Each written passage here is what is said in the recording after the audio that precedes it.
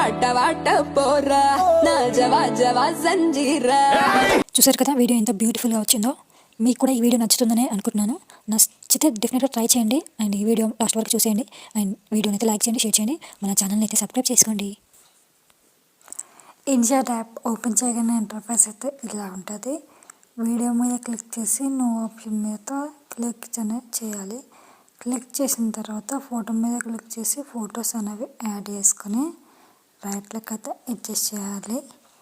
Right click ఇచ్చేసిన తర్వాత ఇట్లా ఫుల్ స్క్రీన్లో అయితే జూమ్ చేసుకోవాలి. 3 పిక్స్ని కూడా ఇట్లా ఫుల్ స్క్రీన్లో అయితే జూమ్ చేసుకోవాలి.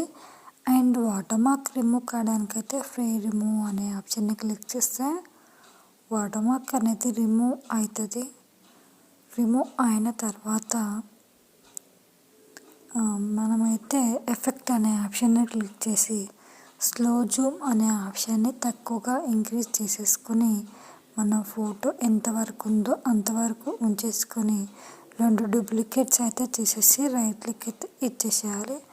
అండ్ పిప్ అనే ఆప్షన్ క్లిక్ చేసి వీడియో మీద క్లిక్ చేసి టెంప్లెట్ని అయితే యాడ్ అనేది చేసుకోవాలి.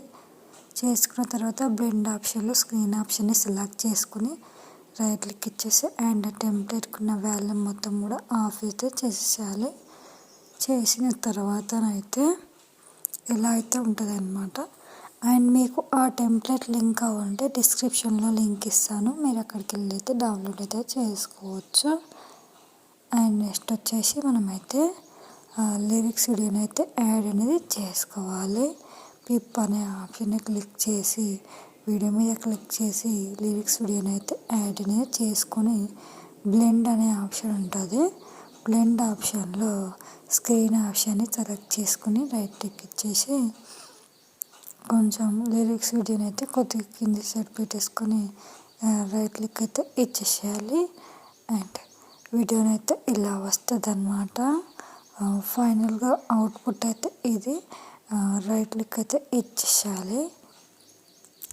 ఇచ్చేసిన తర్వాతనైతే ఎక్స్పోర్ట్ అనే ఆప్షన్ని క్లిక్ చేసి 720p అనే ఆప్షన్ని క్లిక్ చేసి ఎక్స్పోర్ట్ ఆప్షన్ సెలెక్ట్ చేసుకుని వీడియో అనేది సేవ్ అయిపోతుంది.